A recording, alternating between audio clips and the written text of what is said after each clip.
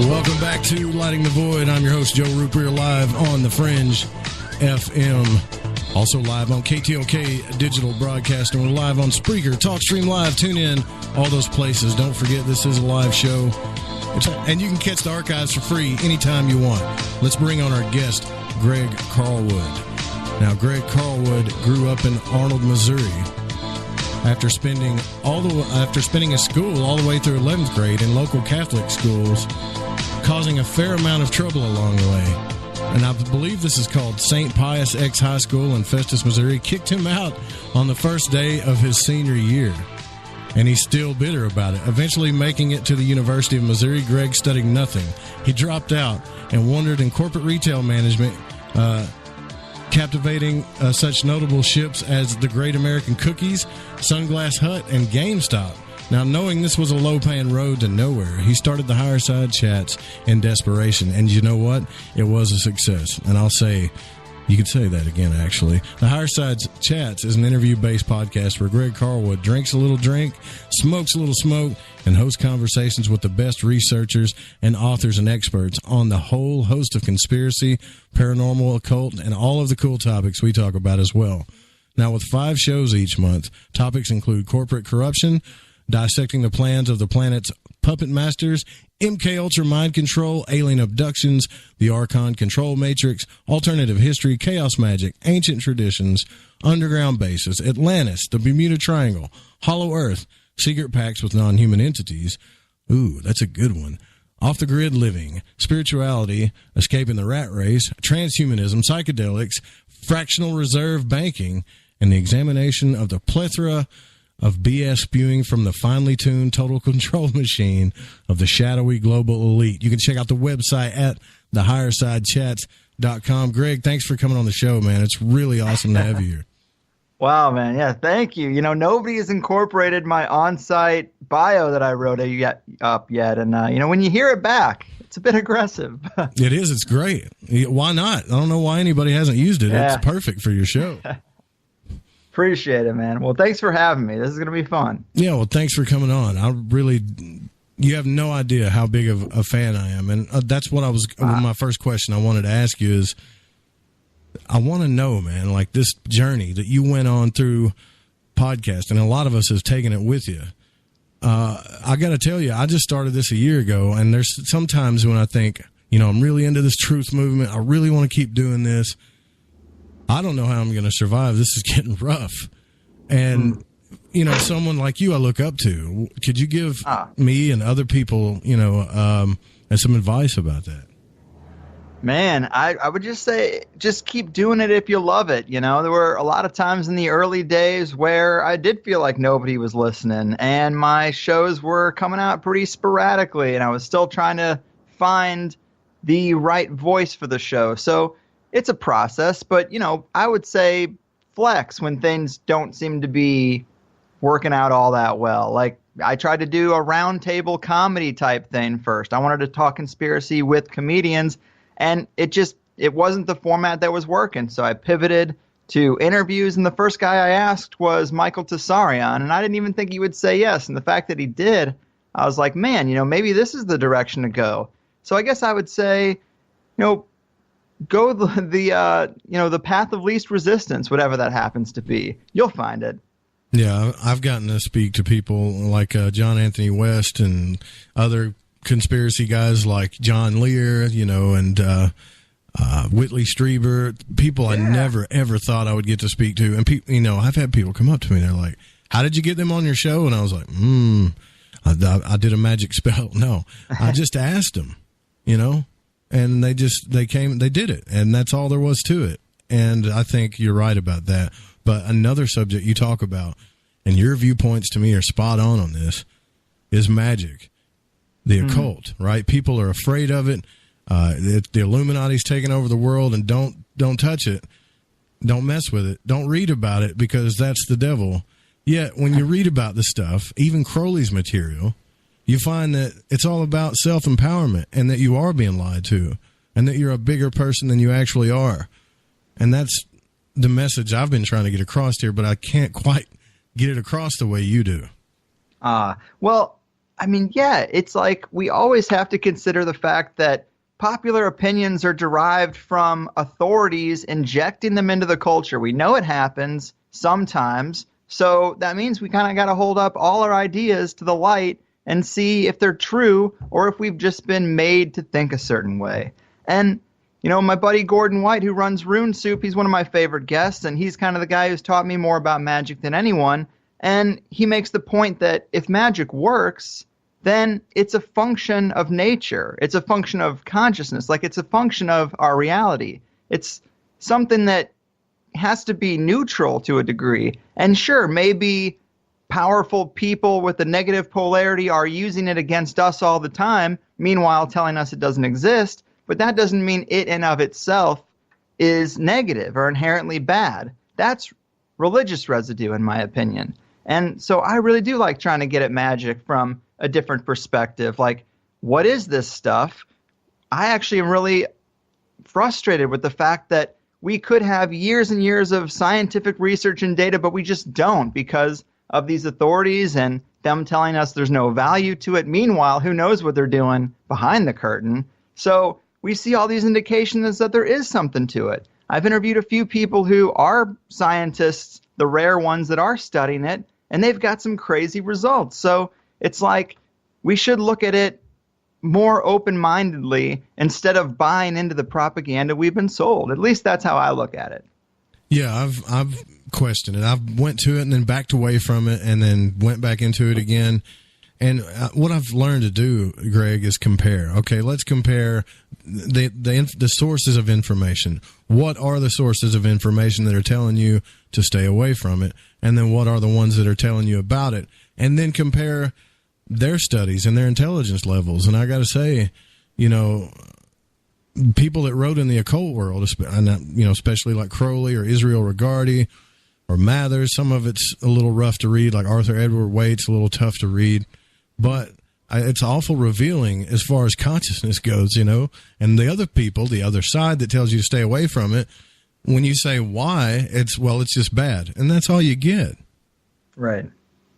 I'm with you. I think a lot of those people are pioneers, explorers, adventurers, people who buck the system, think outside the box, go against the grain. All these phrases we hear, these are kind of my people. If you strip away, you know, the propaganda, the residue, and you just look at, like, did they buck the system? Did they rebuke authority? Did they carve their own path? Yeah, well, I mean, you know, people are flawed, but largely I like those people as opposed to ones who go with the system and just do what they're told and have some cog in the wheel life. You know, you should have upset the apple cart.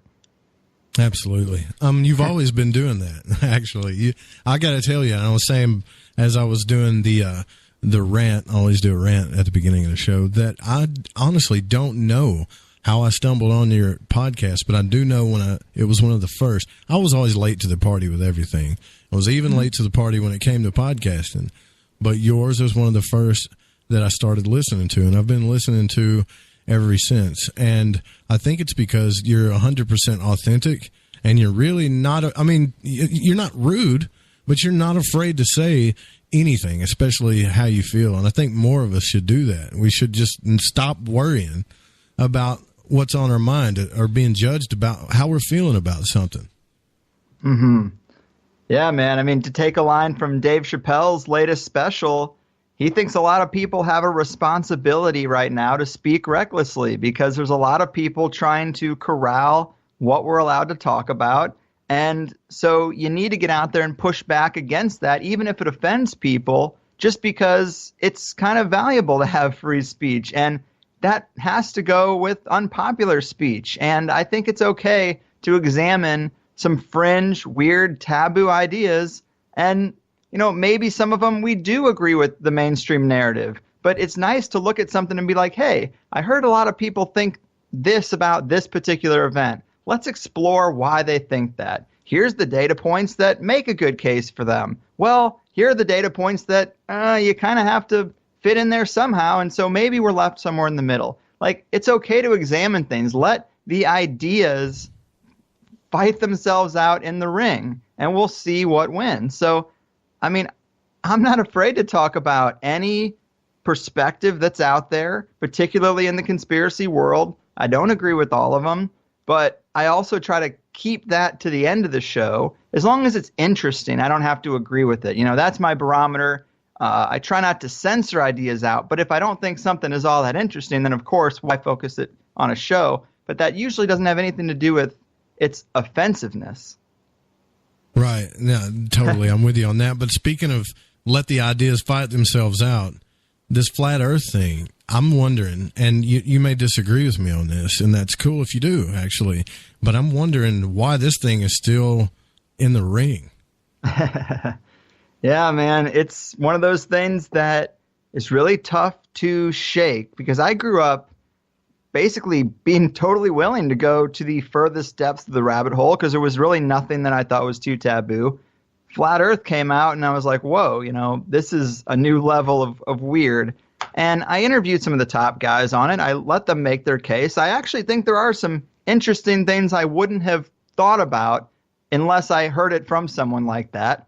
But yeah, I kind of want to get away from it. And the problem is that the people who have adopted it are very loud and very vocal. And so after having those researchers on and adopting that crowd a little bit and maybe promoting it a little bit, you start to get people commenting on people like, oh, I couldn't listen to this guest because he referenced space. It's like, I mean, come on. He was here to talk about vaccines. He was just making an analogy. It gets to the point where if you don't agree with the flat earth, then you must be wrong about everything. And that is a dangerous place to be. And that community kind of has that attitude when really they should be thinking, well, we agree on, 9 out of 10 things, considering alternative perspectives. It's just that one thing. And isn't that a bigger level of agreement, a bigger ratio of agreement than any other group of people you would have? Let's just chill out on the flat earth thing and, consider other things that are probably important in the ways people are getting screwed and held down. There's a lot of other things out there besides the shape of the earth. Yeah, like, for instance, the hollow earth thing. I used to think that was insane. No way. But it's so contradictory because I don't really buy into the flat earth thing, but the hollow earth, there's some interesting information there, Yes. I love the hollow earth idea. I think there are a lot of stories of cultures like the Hopi who say they were taken down into the earth during times of cataclysm by intelligent beings, maybe civilizations that live inside the earth that don't want anything to do with the surface world because they know how crazy and unevolved we are out here. It's definitely possible. Consider the fact that we look back in history and it does seem like there were huge periods of time, like decades perhaps, where the surface was uninhabitable due to solar flares or just all kinds of chaos. If you listen to Graham Hancock and Randall Carlson and a lot of people who talk about various cataclysms. Now imagine living through one of those. It wouldn't be just a one-day event. It'd be something that would last a couple decades. That can be a lifetime, So maybe you do set up a civilization on the inner earth because you're sick of waiting for the surface. And maybe that civilization carries on. And, if you did take people down, like consider our elite today. A lot of people talk about them building underground bases and stuff like that. I mean, they got apartment condos underground that are just waiting for the apocalypse till they are occupied. If there was something that happened, it would be the elite, at least in today's world, unless the past was radically different, it would be similar, I would think, that would get away. And those would be the people who would possibly set up a civilization down there that wants nothing to do with the surface. I think we got a long history and a lot of ground worth exploring because the surface is just such a tiny fraction of what makes up the earth. I just have a hard time thinking it's the only area with life. The Moho layer is 22 miles down. They talk about that being a layer that is very sponge-like and porous. And we've only dug down 8 miles. So if there is civilizations down there, let's say in that Moho layer that's 22 miles down, we wouldn't get to them. They would have to want to get to us. And there's a lot of reports that UFOs do come out of the oceans, out from cave systems. It's possible that we're dealing with something closer, something more advanced, something that's been down there. I don't know. I love the ideas, though. And the Green Children of Woolpit story the sick kids that came up from the ground that were green in the 12th century in Woolpit, England, I think that's a possible candidate for some kids who traveled that distance from the Moho layer. 22 miles is a long time, but maybe it could have happened once or twice that some people made their way here through extenuating circumstances. So I don't know. Big fan of the inner earth stuff. Can't necessarily take it to the grave, but it is a fun rabbit hole to go down. It sure is. It's very interesting. It's compelling for sure. The time travel thing, especially, and I wanted to talk to you about this because I'm alone here in my community. At least I know in the inner circle of people that I talk to about this. You know, everybody loves this Andrew or Andy Basiago guy, and they all love him. And I've got to tell you, nobody tells a better time travel story than this guy. Nobody. And if there was a guy that was real, I'd say it was this guy. But I'm just saying, when he's been put to the test, though, like really put to the test and assigned, I would say the closest to a scientific way, he can't produce. So that kind of makes me go, man, are you just BSing us here? I'm curious to what you think about that. Well, I mean, it's funny you bring that guy up. You might know this, but when I was trying to find my place, kind of maybe even before the podcast had really started, and I was like, oh, maybe I'll start a blog or something, or maybe I'll do some kind of reporting, or maybe I'll just get involved in the conspiracy community somehow.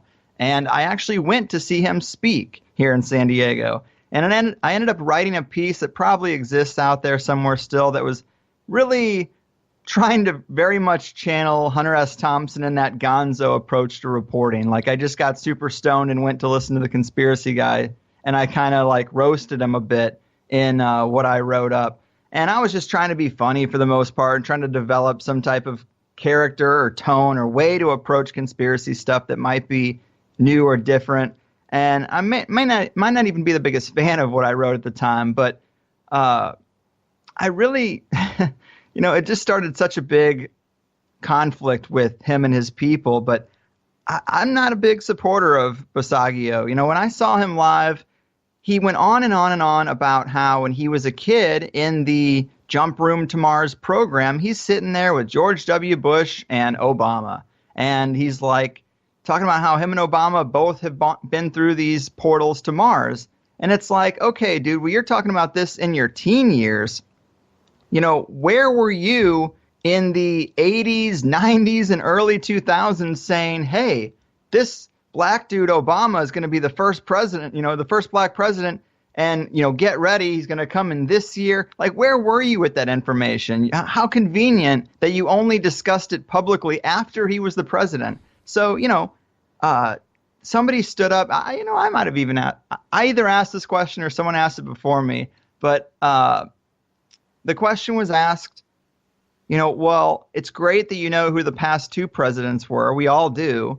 Knowing that you were in this time travel jump room program, who is the next president? Right. And he's like, well, there are multiple timelines and there's no telling what timeline we're going to be on. But the timelines that I saw, I was president. I'm like, well, isn't that convenient? And now all these years later, granted, we're not in that timeline. And also, Trump is like the most explosive president of our lifetime. You think you would have remembered that one, Andy. Where were you? I saw you 6 years ago, 7 years ago. You didn't say a thing about the potential for a Trump presidency. I just think it's convenient that all the things you learned about in time travel programs have already happened, yet you've known them your whole life and just kept them quiet. It just, I don't know. I'm not into it. I want you to tell me about something from the future that I can verify. I'm open to it, but you got to give me that. Yeah, I'm with you. I'm not trying to bash the guy or anything either. It's just, when it comes to seeking the truth, there's people that just like to talk about the subject because it's so entertaining, and that's cool. Yeah, it is. But you have to actually care about trying to find the truth, too, at some point, Right. And that's where the line breaks, I think, because we've got massive movements of truth seekers now, and you've been doing that since before it was cool. And now it's getting to where it's a big market, and we got all these truth-seeking podcasts, including mine, and you know, it's all about the events, the books, the posters, this and that. But when are we going to get back to really trying to figure out what the truth is? You know, that's that's what I see is going on now. I agree with you. I agree. And I definitely think that if my show has changed in any way over the years, it's that I'm trying to find more academic researchers, which is a slippery slope because there's a weird, like, anti-intellectual thread that goes through the conspiracy world. Like, if you've ever gone to a good university, you're a shill. Like, it's just like, chill out. There definitely are programs like that, but you can't consider anyone with an education to be corrupt. Like, think about that. So I'm trying to get people who, you know, maybe did read firsthand all the MK Ultra documents, who's now a psychiatrist, you know. I had Dr. Colin Ross. He would be an example of that. Just scholarly people who can make a good case for things. I just think that's important. And there will always be an aspect of the conspiracy world in that search for truth that has to leave room open to interviewing individuals with crazy, wild personal experiences.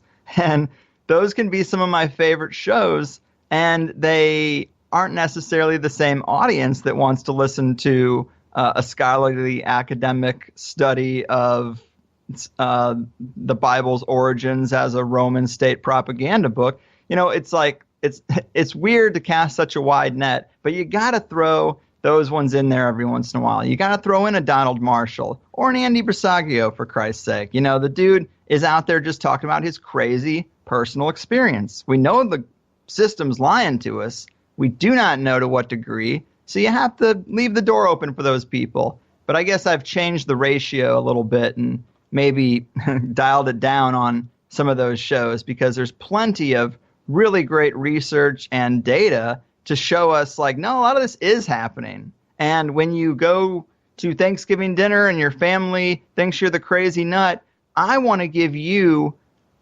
researchers, academics, respectable people your family would value with their credentials. And I want to give you resources so you can say, you know what? I think you should rethink vaccines a little bit. Look at this over here. You know, hey, maybe they are spraying stuff in the sky, because look over here. Look at this. Right. And that's kind of the goal. I mean, I guess it's always been the goal, is to make a case for conspiracy. But I guess I'm growing up, and as I grow up, I'm trying to do a little bit more professional job with that.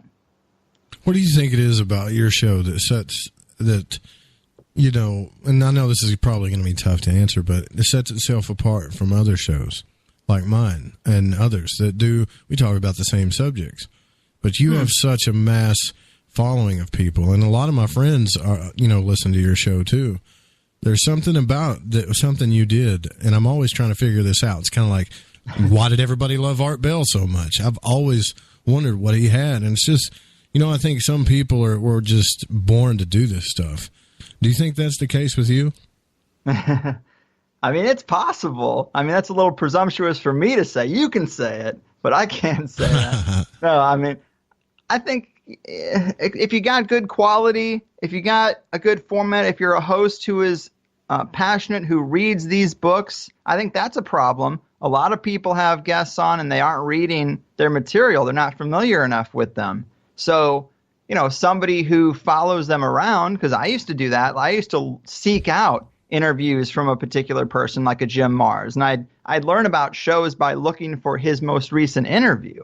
And, you know, I think people are out there doing that all the time, and they hear the same interviews over and over again because they hear the same introductory questions and stuff like that. So I think it's kind of about going a little bit deeper. And I guess when I started the show, I used to call it a bolder Coast to Coast AM hosted by a more mellow Alex Jones. And that was my way of saying, you know, Coast to Coast I thought of as very vanilla. And I didn't think they went deep enough on a lot of stuff. So that's my incorporating that and the paranormal side, whereas Alex Jones is more the conspiracy side, and I'm definitely more mellow than that. So I don't know. I guess when I started the show, those were the two biggest. They probably still are. And they're also the only ones that existed when conventional media was around, which I think is very telling. And I guess I wanted to take what I liked about each show and extract what I couldn't stand and then try to make something in that space. And, I guess it's been decently successful. I can't complain. I think I do. I remember when I found it because I was thinking the Higherside Chats. So this is about people that smoke weed and they talk about stuff. Well, this is perfect. I want to listen to this, right? Yeah. And I think that's what the beauty of the show was, is that you thought it was just another podcast until you started listening. And yeah, everything went really deep down the rabbit hole, and not just going deep down the rabbit hole, not like all sci-fi like.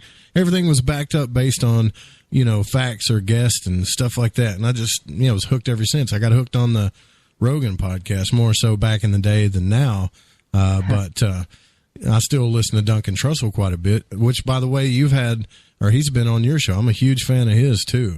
And that's the kind of people that I think are changing things. I mean, Duncan Trussell did a podcast while his mother was passing away and, was trying to convey his spiritual message that way. There's not a lot of people doing that, and that changed my life. And I think that's the kind of content that you put out, too. But I got to know, and I know you hate commercials, so I don't even know if I'm going to take this first break. But I got to know, have you ever had your own, let's just say, paranormal experience, other than witnessing a UFO, maybe? Oh, yeah, I would say so. I mean, several probably. I think actually I can check off an experience in most categories. I mean, the most powerful one was salvia. Salvia divinorum is an herb that is, I think, still available in head shops in some places, but that made me feel like it wasn't going to do much. But I had a friend visiting from St. Louis out here, wanted to try the cool California thing that's available out here, and I was like, okay, fine. And, we smoked a little salvia, and I was transported. And I absolutely, that day, changed from being a material atheist to knowing there was something else out there. And sure, you can say it's chemicals misfiring in my brain and this and that, and I'm under the whatever. It's possible, but I have to go with what it felt like. And a lot of times, strange experiences happen, and they don't feel like anything, or you don't know how to feel. But this was very specific in that I went out of body, I was in some other realm, and I felt like, oh, this is very normal. This is my true nature. I'm actually wearing a human skin a lot of the time, and now I'm back to my true self. Okay. And it wasn't scary. It wasn't even foreign. It was like, I can't recall the last time I did this, but I've clearly done it many, many times. And I met a couple of entities, a male and a female entity, and it was a strange experience. And I could look down and see my buddy shaking my body, trying to get me to snap back into it. Wow. And I remember making the conscious decision, they'll be fine. I want to experience this for as long as I can.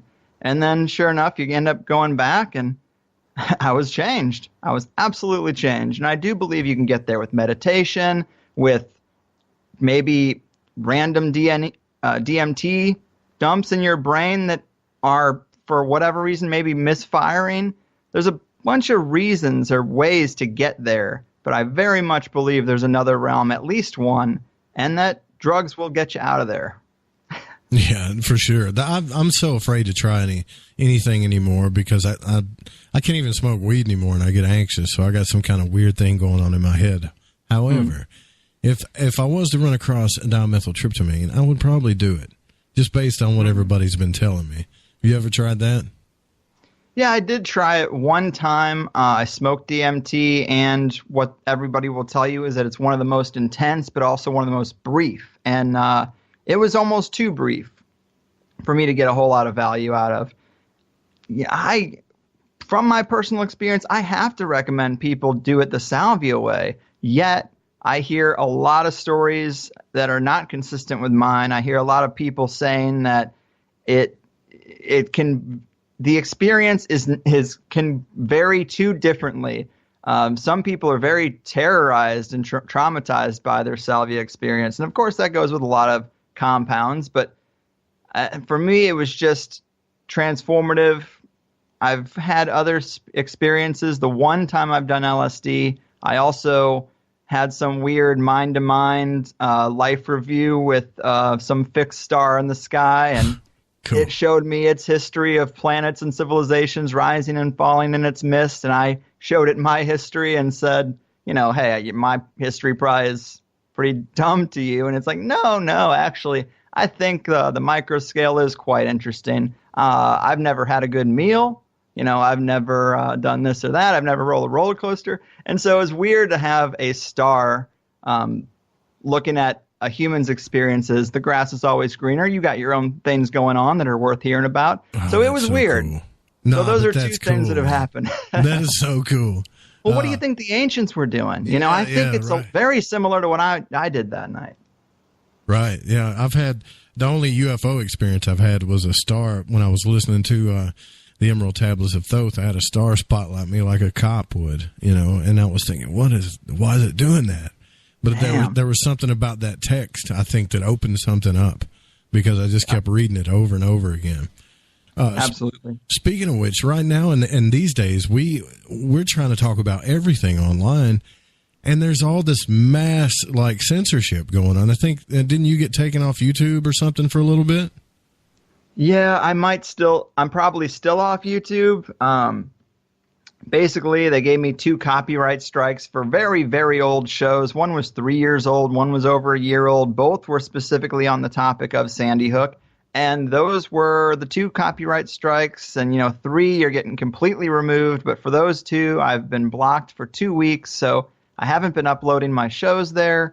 And what's weird is that I keep actually getting notices about the copyright strikes as if they're re-giving me the same strikes, which all it's really doing is pushing back the date because it shows you the date that you got the strikes. And then, that 2 weeks from then they'll be removed and you can post again.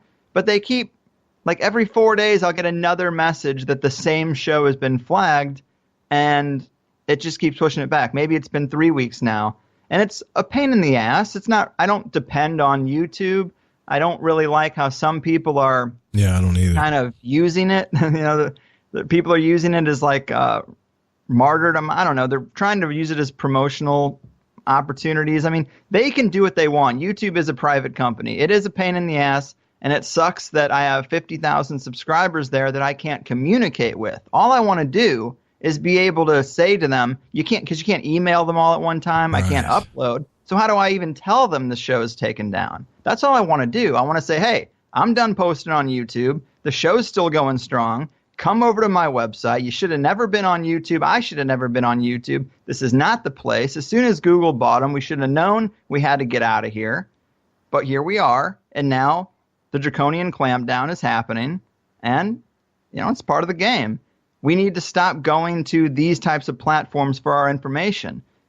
Most people are going to Facebook, are going to Twitter, are going to YouTube, and that's how they're digesting a lot of their material in the digital world. That's how they're interfacing with the internet. Well, you're letting the gatekeepers win. You have to take the power away from them by moving away from them first. It's the only way that can work. It can work. And right now, they're so entrenched that it's difficult to do.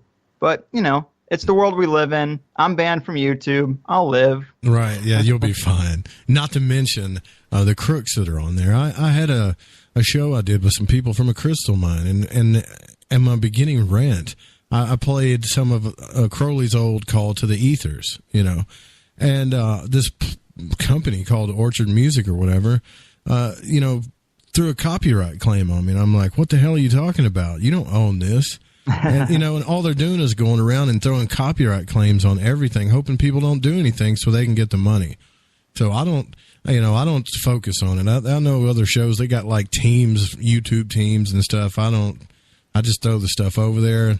Sometimes I wonder if I should even do that, but I don't, not really that focused on it anymore. But I'm very stoked about your journey into magic, because you take it places where most people won't. And I've even had guests on here, Greg, that have warned me. Like Leo Zagami came on here and told me, you got to be careful. You're pushing a magical movement. And I think, well, yeah, I kind of am. I've lost a couple of really good friends because of it. But, I mean, why should I lose a friend because I showed them, hey, if you put your intent into something like art or a sigil or whatever, and it happens, that's magic. Now, all of a sudden, I'm not friend-worthy? That just doesn't compute to me. Well, it's like, if magic is real, it is a function of reality. Do you want to just give a monopoly to the elite? Like, good people owe it to themselves to use the tools to invoke good in the world. That's how I look at it. Like, the tools are sitting there.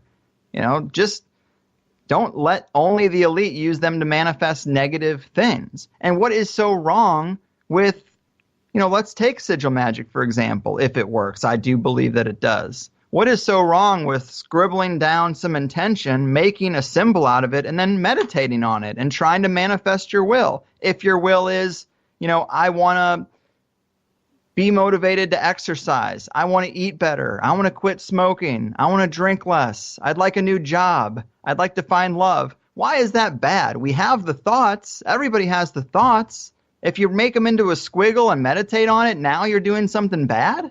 It's just ridiculous. It's like, if there is power in that, how convenient that the church and the system and the empire told us it was no good. People used to die for doing this stuff. That's not because it doesn't work, you know, and we want to, people get out there and they start blasting a dude like Crowley, and it's like, yeah, I get it, but you need to kind of get in there and read his own work, because I don't necessarily think he was all that bad. I just interviewed a guy, Tobias Churton, that was who a made great the point. Episode too, by the way. Oh, well, thanks. He made the point, Crowley never dropped the atomic bomb. Like, there's worse people in the world. I think that maybe we should reel it back on calling him, like, you know, the Antichrist with a serious tone. Of course, that was a tongue-in-cheek thing back then. But I don't know, man. It is an interesting thing. I think what scares me about it, though, and others will agree, is the Book of the Law and the Aeon, the new Aeon or Eon, however you want to call it. But I did listen to you talk about that in your last episode, and it made a lot of sense because, you know, people say, well, Crowley came out and invoked this new Aeon with this being, and Iwas and all this stuff, and he's bringing in these evil entities into this realm. And if you really go back and look at what he did, this thing just kind of happened, and he just gave the information out. I don't really think he was invoking it at all. He was just telling people what he heard, you know? Yeah, like if you tap into something and you get some visions of the future, you think you know where culture is going, just because you predict that it's going to a negative place doesn't mean you should be held responsible when it gets there. I mean, that's kind of how I look at it. It's like there's a lot of dramatic claims about Crowley, like abusing children and sacrificing this and that. And it's like, you know, you want to talk about crimes against children, let's look at the church. You know, who's the one telling you Crowley's so evil? How do they treat kids? I mean, we got to look at or Hollywood, right. All of the people, and I say mainstream Hollywood, but the ones that actually like Crowley, most of them are dead. You know, something happened to them. Don't you think that's weird? I always wonder what you thought about that. All of the big movers and shakers that have moved mass movements of people end up dead. And nobody really they just shake that off. It's just some kind of, I mean, we don't, and your audience don't, mine don't, but for the most part, like you say, if I talk about it at a dinner table, I'm wearing a tinfoil hat again, and I'm just giving them a statistic. Don't you think that this is weird? Right. Something else is going on here. But, I agree. But do you think that, I wonder what your opinion, I don't know if you've been keeping up with it or not, but this Tom DeLonge and To the Stars Academy thing is, do you think that the government's really trying to give us disclosure, or they're just using this whole thing as a facade to push the mob back? Well, I think something interesting is happening. I mean, that is one aspect of it, but the more fascinating aspect to me was the Pentagon actually coming out with that disclosure and that UFO video saying there was a real program and there really are things in the sky that they can't identify or catch. That was something obviously we've speculated on for a long time, and I did think the disclosure was relatively vanilla, relatively mild, but it's something. The video wasn't even the best UFO video I've seen, but it's something. And so, you got this Tom DeLonge thing on the left, you got this Pentagon disclosure on the right.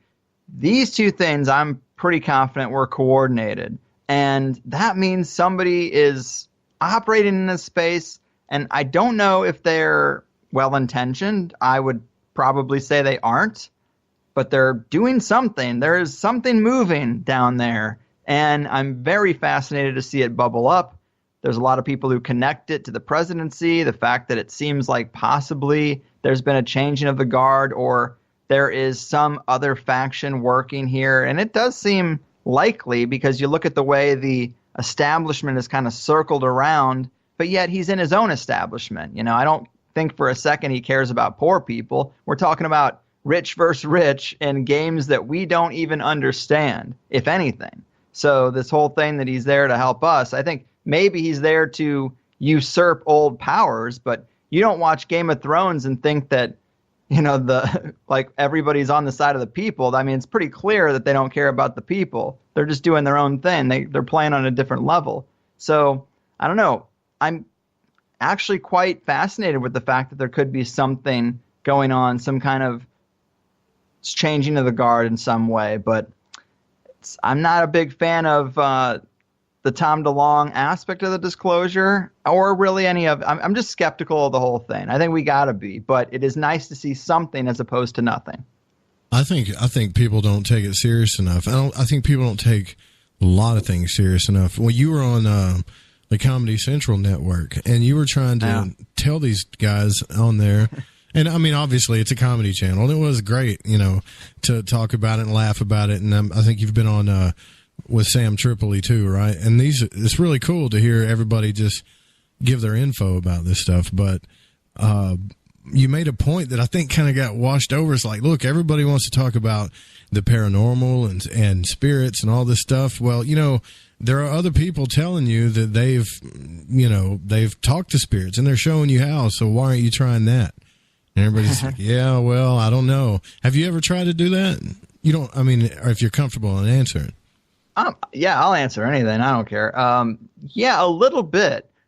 Basically, a lot of the time I look at magic and I look at these potential rituals, and I think they're very complex. It's very difficult to think about, like, well, how do I even start with magic? What do I do? That's why I find sigil magic to be a good entry point, because it is so easy. And I don't think it necessarily involves spirits, at least not on the surface. But when it comes to like communicating and contacting with spirits, I've tried it a little bit. My magical mentor, Gordon White, he first recommended I try to reach out to ancestor spirits, because you're not going to get into trouble that way, because they can be dangerous. You don't go around knocking on doors, not in the real world or the spirit world. Some answer with a shotgun. And so you got to be careful what you're doing. And he thought that would be a good way to start. And I don't feel like I got very good results. I also can't say I was incredibly consistent, and I think that that's important to note.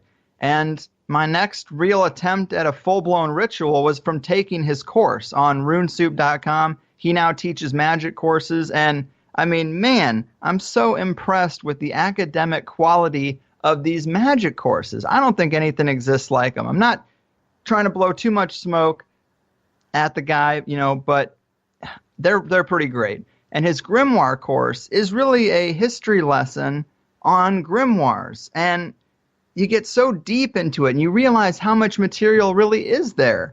And in that course, he's like, okay, let's take this ritual. Let's all try to do this one. And, make sure you got your supplies. Make sure you do everything right. And I did that ritual.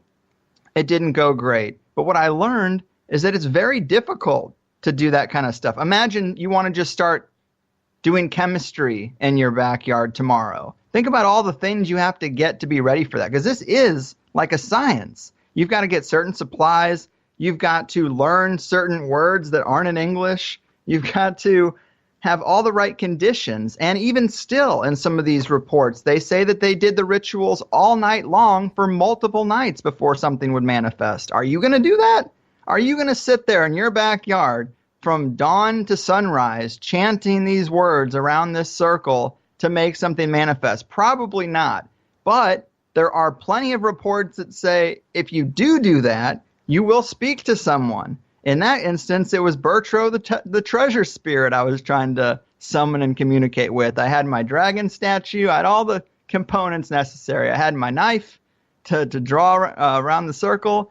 And I was living in an environment where I was too close to other places. I've also interviewed Dr. Stephen Skinner, who was a ceremonial magician, who said that spirits are very temperamental to smell. There was a dumpster right behind my fence where I was doing this. It just wasn't the right environment.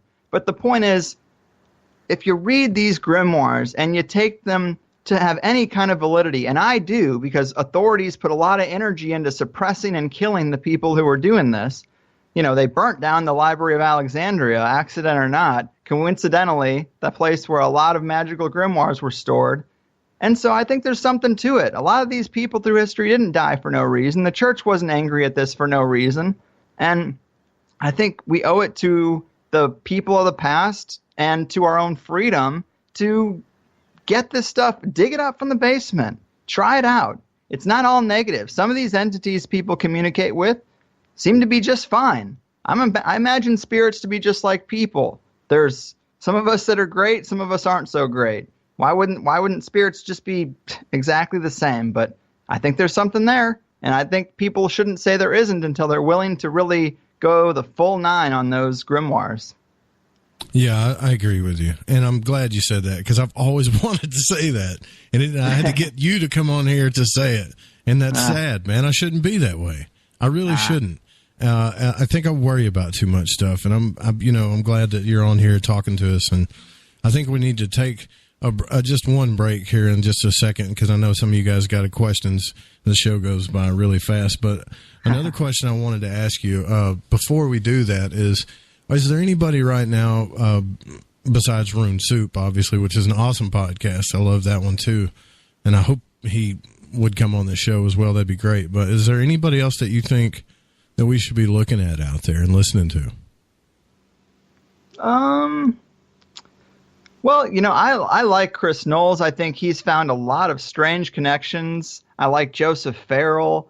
I really like Max Egan. I interviewed him recently. I think he's got a really great YouTube channel. Someone I interviewed a long time ago, Salvia Divinorum, she runs a channel on YouTube called New Earth, and she looks at some really wild stuff, a lot of megalithic sites and all kinds of artifacts from the perspective of how does this fit in there? They never told us about this. Maybe it could mean something different.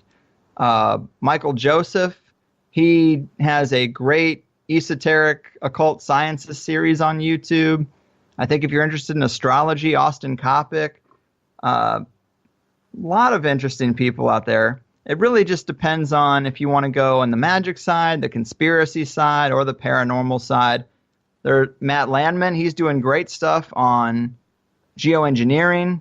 John Brisson and Clive DeCarl are doing really great on the health front. That's something we can actually do to change our lives. Like, why just worry about chemtrails when you're not even eating right? So a lot of great people out there. Yeah, as I sip on a Coca-Cola over here, I know exactly what you're talking about. No, but yeah, that's why I don't talk about it a lot, and that's just because of guilt, things of that nature. But have you ever had an out-of-body experience without doing salvia or anything like that, or something maybe that you thought you were having without the I guess supplements? Not out of body, but again, I haven't really tried. I have not developed a meditation practice the way I think a person should, especially if they want to explore those realms. Gordon also has a course on journeying, which I have not taken yet because I want to just really make sure I got plenty of time to do something that I consider to be so intensive, because I'm going to want to do it, every step correctly, and it's not going to happen overnight. But when I am wanting to do some sober out-of-body experience, that's probably the path I would take. I bought something called the Muse device. I learned about that from Dr. Dean Radin. It is a brain trainer. You put it on. It's like a headband. It syncs up with your phone, and maybe I should have more concerns about my phone reading my actual brain waves, but screw it. I'm trying to learn how to meditate better. They've already got my data, so what's the difference?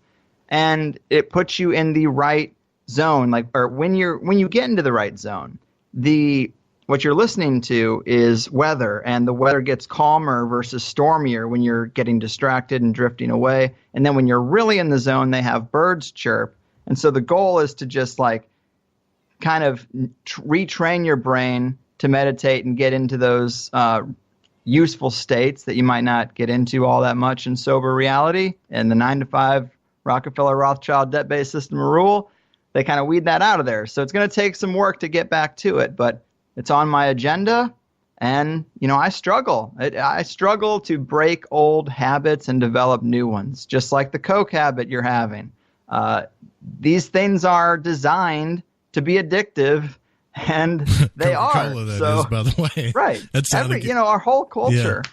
Yeah. Right. So, it's not surprising that it's very tough to quit. It's just, we got to be honest about it, that it's something we have to tackle. And to me, the best kind of motivation has always been just how much I hate to be manipulated and how much I hate authority. And I just want to feel stronger than that. It's a daily struggle. We don't always win, but it's just something to keep in mind. Definitely. And see, that's what I'm talking about. You see what I'm talking about right there? Honesty. That's what I'm telling you guys. He's honest to the core, and I love that. Your own doubts, your own, I would say insecurities, the stuff that bothers you, maybe reasons why you're actually into these subjects, and not just trying to appear as an expert in any field. You guys are missing out. If you haven't heard the Higherside Chats, you guys are definitely missing out. You should go check it out at thehighersidechats.com. We only got a little bit of time left. We're going to take a quick break real quick, and then I'll ask your questions as well. If you want to make a phone call, whatever you want to do, that's fine. Don't worry, guys. We'll be right back.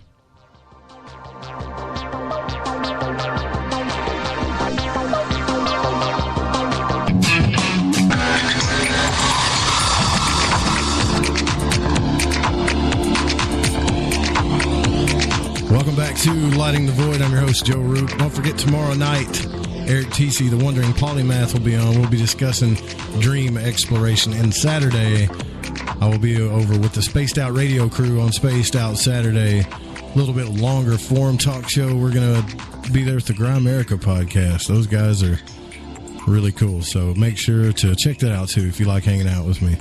Do that every week. We're here with the host of the Higherside Chats, and not to mention the owner of probably some of the coolest t-shirts on the web, Conspiratees at conspiratees.net. Probably the coolest t-shirts on the web. If you guys haven't checked that out, you need to. Greg, you recently went to NASA, right? Is that right? You went to NASA and checked everything out? You went to Houston? Yes. I actually was just going to visit a buddy in Houston, and he's a listener of the show, one of the few friends I have who actually does listen and is interested in these same kind of things. He's like, why don't we go to the NASA not museum. I mean, it's an active thing down there, the NASA facility, but it's kind of like the public part almost seems like a Universal Studios type thing. But you can actually go take a tram and then go inside the Apollo Command Center and sit there and just look out into the room in which they say the Apollo moon missions were controlled from. Because, they didn't control them on the rocket itself. They didn't have some steering wheel. This was ground control. So, I wanted to see that room for myself, because we always try to decide. We're trying to look at this stuff and see if we've been lied to. And I've been pretty convinced the moon landing didn't happen for a while. And I wanted to see that room, but I wanted to look at it in an open-minded way. And I like to say I was pretty open-minded about it, and I just don't see it happening. The equipment, I mean, we're talking about before the mouse and keyboard was invented. And the desks they have buttons on them, but the buttons are like on and off switches. So you got a desk with a lot of complex on and off switches and a rotary telephone dial. The old rotary phones, you put your finger in and move it around the wheel. There were just rotaries like drilled into the consoles. It's like, if you're really being honest, how is this stuff working? Now that in retrospect we know about connectivity, it's hard enough to get your Bluetooth connected. It's hard enough to get a Skype connection.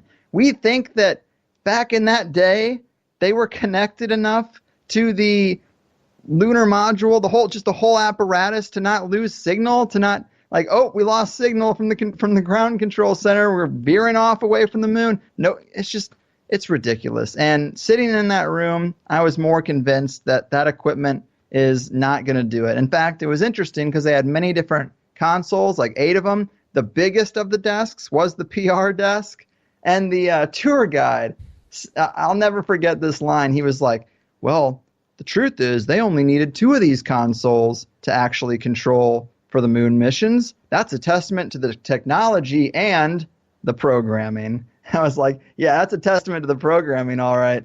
And it was just really, I mean, it was a fun experience going with a couple of buddies who were all roasting NASA under our breath. And it was just a lot of fun because nobody's talking like that or thinking like that. We had a lot of sideways glances. I liked it. In fact, another interesting fact is I was with 2 buddies, and in between us, we had to sit, there was a chair that was broken. And then during the tour, the guy's like, that chair that's broken right there was Queen Elizabeth's chair when she came here. And it was like, dang, that's interesting. Of course, it was one of the dirtiest chairs, all that reptilian residue for sure, soaking right into the cloth. But it is also interesting that somebody of her energy would have sat here and now the chair's broken. I don't know. I found that to be pretty interesting. The whole thing was a good fun time, but I walked away pretty convinced still that there's no way that room controlled something that went to the moon. And the other thing we tried to look for was the shoes. You know, everybody says that the soles of the shoes, the pattern that is actually on the spacesuits is different from the pictures of the actual footprints on the moon. Right.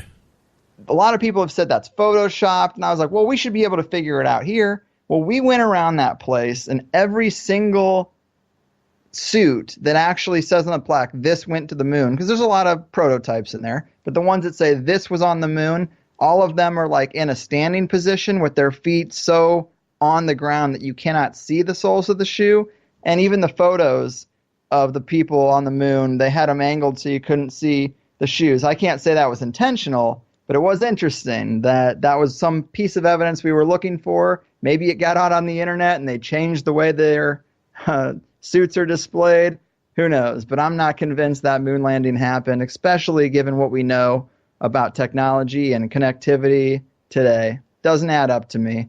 I might even be able to say they got there, but you're telling me, having never been in that environment before, they were going up there to study the environment, but yet they knew it well enough to just, on their first attempt, get people back? I'm not buying it. Yeah, I don't think we went to the moon. Not at least back then either. I really don't. I've looked at that so many times, and I've even looked at the stuff that, you know, what's his face used to talk about, the other side of midnight guy. I always lose people's names when I'm talking on the show, but you know, the face on Mars and all this stuff. There's another article today about it. Here's another thing on Mars. Well, you know, these things, it's like a catch-22 because you don't want to get caught up in being too naive. But see, back then they used to make fun of, Richard Hoagland. That's who I was trying to say. They made fun of him because he said, hey, there's water on Mars they're not telling us about. And people used to crack on that guy. And now 15 years later, hey, guess what? There's water on Mars. Well, what happened to this dude trying to tell you that back then? Nobody's even really mentioning that now, you know? So I think they're lying to us and NASA for sure. And there's stuff going on in space they won't tell us about, obviously.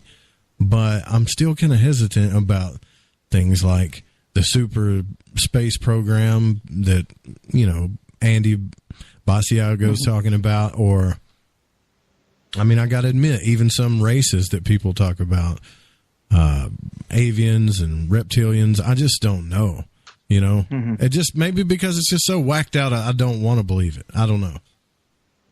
I mean, I'm with you. There's not a lot of hardcore evidence for reptilians. We've never found a reptilian skull. We've never found a reptilian skeleton or body or anything like that. I don't know. They could be so deep in the inner earth that we're not going to, or it could have been some type of symbolic metaphor. I think it's possible that the elite are in contact with something non-human at the top of the pyramid. I'm inclined to think it might be more spiritual, a spiritual entity rather than a physical flesh and blood reptilian. Right. But look at reptilian symbolism and how deep that goes. There might be something there. I mean, who hoards the gold? The dragon hoards the gold. You know, the dragon is the top of the pyramid behind all the riches, and man's trying to get there and slay the dragon to get a fair shake. So I don't know. There's a lot of interesting lore. You know, Mario fought a family of reptilian royalty. There's the Sinclair family, major oil tycoon family, used to have a brontosaurus as the logo for their gas stations on top of, and I heard this from Xavier Hayes, the dude I had on my show, but he talked about Jim Henson when he made that old show Dinosaurs, that sitcom in the 90s, that Not the Mama show everybody probably remembers. Yeah, I remember that show. That family is called the Sinclairs. And that's because they're making fun of the elite family, the St. Clairs. And how funny, a show about reptilians, a show about reptiles that are, you know, higher on the food chain than humans. And it uses the name of an elite family that also uses that as their logo. Like, maybe go back and maybe there is some weird bloodlines we don't know about that had some other origins, perhaps. Maybe it is just a blood thing at this point. Maybe they don't look reptilian, but they hold some blood that is different than the rest of us. I don't know. They definitely care about their bloodlines and keeping them pure and untainted, right? Despite what they tell us. So it's interesting. It's interesting. Damn, it is. I wish I could get the answers out from that. You know, and like Alex Jones busting up into those rituals and stuff, people used to laugh at him for that, but I commend people doing stuff like that. And now this whole transhumanism thing that I'm kind of happy but afraid of. You know, I was just talking about that before the show, the quantum entanglement thing scientists are figuring out is real. You know, are you telling me they figured out that particles that are miles away from each other are still connected somehow? So this whole thing that this is all an illusion, or we're all one, or all is mind, even goes back to the Hermetic axioms, is actually a physical reality, you know? And to me, that's the biggest thing people should be talking about. But when you read down in the articles, the first thing they start talking about is, I can't wait to see what we're going to do technologically with this. And you're like, whoa, wait a minute. You know, the nanobots, I've even seen these little micro things that they can move around. I'm small as a flea that they can move around and program to do things. That kind of stuff, when you talk about that, I think is the biggest threat we have going right now. And I don't think people are taking it serious enough. Yeah, the transhumanism rabbit hole is a deep one, and it gets uncomfortable because it can get into some fairly provocative areas. But like you mentioned, the whole non-locality thing and just the occult perspective, that's what we're learning, is that the occult perspective, the oldest perspective it seems, is the most accurate. How weird is that? It's almost as if people knew how the world worked and someone came along and retrained them to think incorrectly, and now we're just learning how to get back on track. That's how I view everything. I think this is a reemergence of a lot of information that was lost and a refinding of that information. Because I mentioned Dr. Dean Radin, titan in the world of parapsychology. He, in his latest book, Magic is Real, talks about the laboratory studies they've done on consciousness and some of these effects that they've tested in the lab. And it seems very much so that the magic results they get show that there is a connectivity that is non-local. And that's really weird to wrap people's head around. But also, results don't seem to be bound by time and space either. If you remember the movie Interstellar, spoiler alert, but I believe it's been a while since I've seen it, but his daughter's getting these messages or something, and she isn't sure where she's getting them, and then it's him from the future. So maybe when you make a sigil and you say that you want to be in better shape, maybe, and you think about that and you concentrate on that, maybe you're pulling yourself towards that future. And maybe sometimes when you hear things, it is your consciousness from the future trying to speak out to you. Maybe you hear ideas or you get certain motivations. Think about the way it's portrayed in movies, like a person behind the veil that can't fully be sensed is trying to scream at the top of their lungs at you to do a certain thing, and maybe you get the idea to do it and you end up doing it and it changes your life. I think we need to listen to our inner voices because it might actually be us from the future, in the sense that our subconscious has no material aspect. So our subconscious, like, it doesn't care about timelines.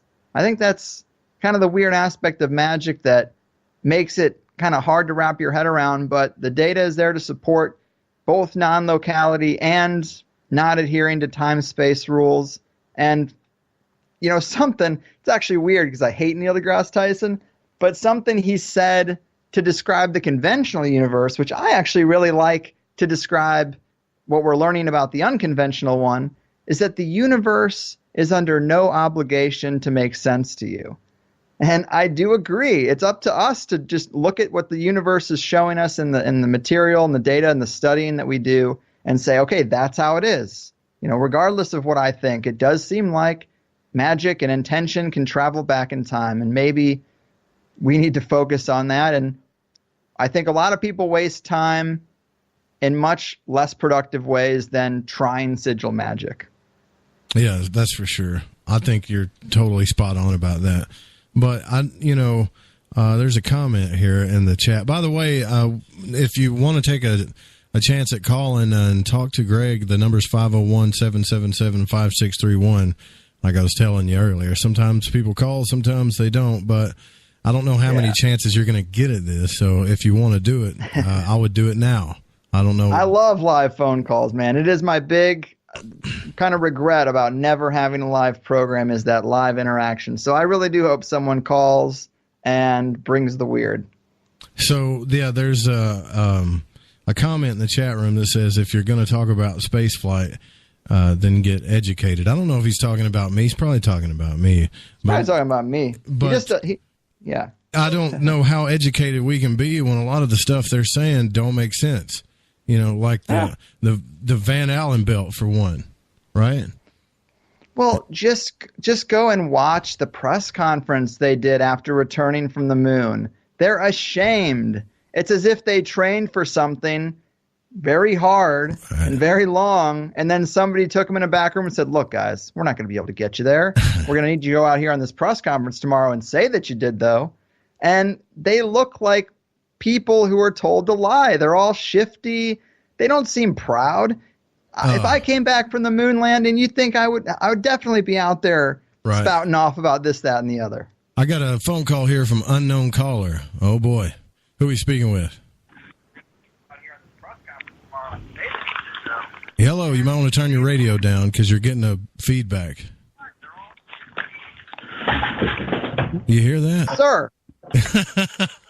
Hello. Be out there. Speaking with. Hello. See, they don't ever do that. That's why now you know why Art Bell used to be like, turn your radio off, because it messes with their head, man. They can't. They don't understand the delay problem. That classic radio thing. Yeah, so they're listening. You don't even have a call screener, right? No, We're just I don't going screen full. calls, man. I took that from Art. I want to. If you call in, you're gonna get a delay, and it's gonna mess with your cranium. So turn your radio off. Turn the radio off and then call in. But it's 501-777-5631 if you want to call back in, whoever that was. See, that's weird. I hate that. I'm so sorry. But I don't care. Yeah, I had Wayne McCrory Jr. on the show, and we talked about that subject, and he was very knowledgeable about it. Here we go. You're live with Greg Carlwood. Who's on the air? Yeah, I have a question for Greg. All right, go ahead.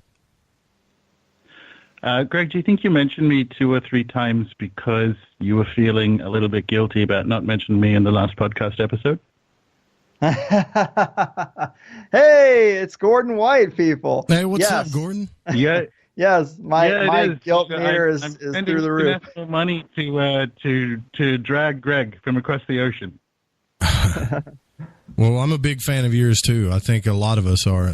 That's such a You do such a great podcast. Rune Soup, everybody should check that out. I haven't been on the website in a while. Didn't know you were putting up courses, so that's really cool. Yeah, it's in the premium member area. But I was just listening to Greg while doing work, and I thought, it's a live call-in show. So I was going to call in.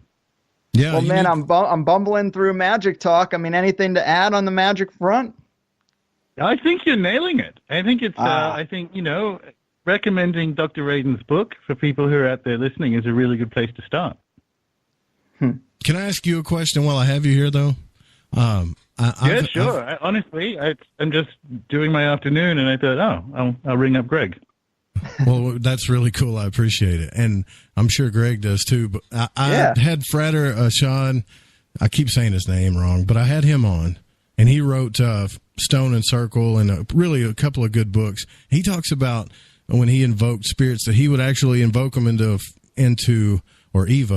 physical form. And see, I'd always thought that it was a psychological type thing where only you could see it in your consciousness. When they evoke or invoke, let's just say evoke spirits into the triangle or however you do it, are they really there? Like, it's kind of like the whole idea if the tree falls down somewhere else, or is it just your consciousness seeing them? Well, because I guess I would say that you've used a couple of terms that maybe need to be interrogated, like, are they really there? What's consciousness? Is matter made of consciousness? And so on. But so the short answer is it depends. It has happened. It can happen. It doesn't necessarily happen reliably. But if you think about, Greg's mentioned sigil magic a few times. By definition, especially if you're, after something specific, like a new job or some sort of status object that you're trying to get using sigil magic, by definition, the results have to manifest physically because your job is in the physical, for instance. So, yes, you can have physical manifestations of them. There's no reason. There's nothing in the model that would prevent that happening, because if you're calling up a spirit to get it to do something, it has to have some sort of interface or interactivity with the physical, or there'd be no point. Right on. That's so cool. That makes it more scary, though, to me. Well, here's the thing. You guys kind of spoke about it earlier in the show, as to having friends or people you're affiliated with who are like, I'm not touching magic. Well, you don't really have a choice. If the universe is magical, not taking a position is still taking a position. So the next time that comes up in conversation, you can be like, well, unlucky. You live in a magical universe. It doesn't mean you have to go full Gandalf, but the idea that you can kind of step out of it is kind of philosophically naive. Boom. There it is, folks. That's all that had to be said. Thanks for calling the show. That was really cool of you. I appreciate it. You're very welcome. I was listening and I saw the number and I'm like, yeah, why not? Okay, thanks. It's been really fun listening to you guys. You got to come on sometime. That'd be cool if you did. Yeah, sure. Great. I was about to say you have my number, but I think it's like an unknown number, so no, you don't. Anyway, thanks again. All right, bye-bye. Good talking to you, man. Thanks for calling. How cool is that? Yeah, that was pretty fun. That's that's another podcast everybody should check out. If you hadn't, Rune Soup, a lot of people have heard of it, but it's a great one.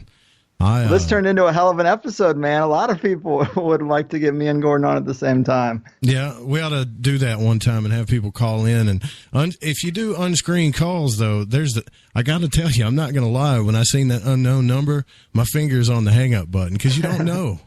I don't have a delay like Art Bell did. If somebody could just blah, and I'm done, Well, we are working with the two extremes, hang-up call and a prominent researcher in this area. So let's roll the dice. Right. Yeah, there's a few minutes left if you want to call us, 501-777-5631.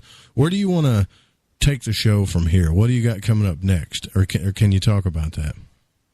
I never mind talking about what's coming up. I got a weird one coming up, actually, with someone who says they receive mind-to-mind messages from a galactic council. We're going to take a look at that. I do think mind-to-mind messages is something that can exist in the model, and so I pretty much let him talk about that in an unfiltered way.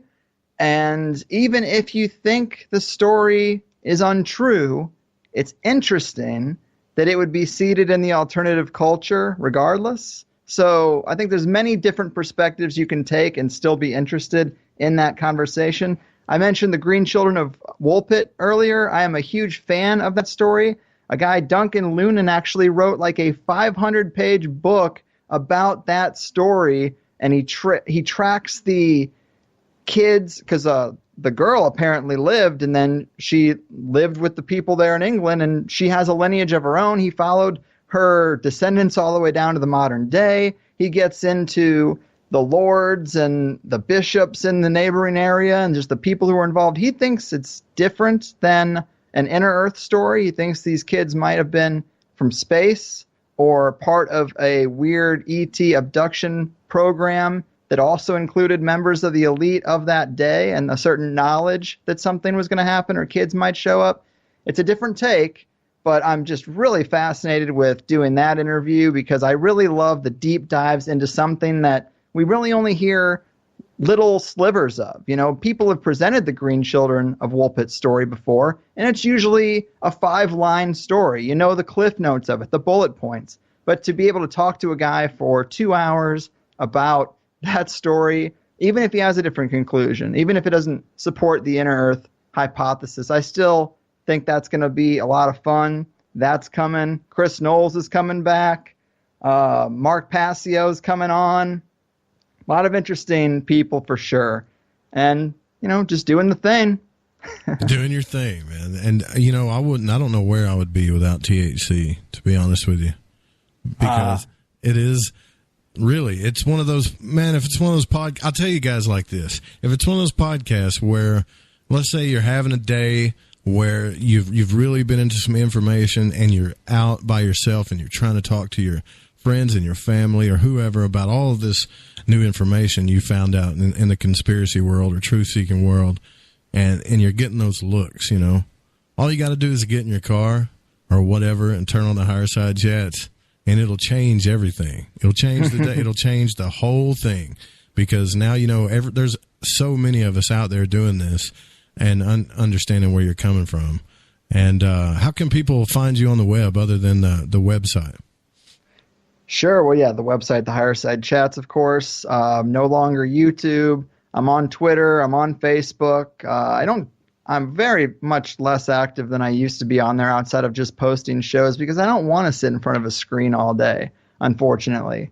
But, you know, you can find the podcast anywhere podcasts are found. You can find the T-shirts at conspiratees.net or the HighersideClothing.com. I switched it up a little bit to put it all under one umbrella. And a lot of people started using the Conspiratees name, and instead of fighting them all, I just changed it to something they're not going to change it to.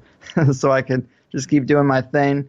And, yeah, I mean, that's pretty much where you can find me. The Higherside Chats at gmail.com if you wanted to email me about how little I know about moon landings and magic.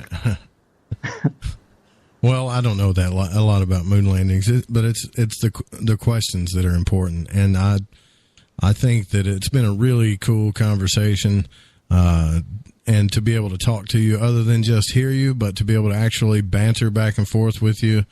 Next time, it seems like, you know, what we should have did is we should have just opened up the phones the whole time. That probably would have been better because I bet a lot of people want to talk to you about some of this stuff. And I really appreciate you coming on the show. We'll have to do it again sometime. Yeah, man. Thanks for having me. I really appreciate it. This was fun. Absolutely. We're gonna get out of here. If you guys want to stick around on the Fringe FM or KTLK Digital Broadcasting, Spaced Out Radio's up next. There's always some cool shows on there. You guys, thank you so much for coming out tonight. I really appreciate it. And don't forget, this show was broadcasted by the Fringe FM and cannot be resyndicated without written permission. Music was by Chronox, Kevin MacLeod, and Spaceboy at spaceboymusic.com. I'll see you guys tomorrow night.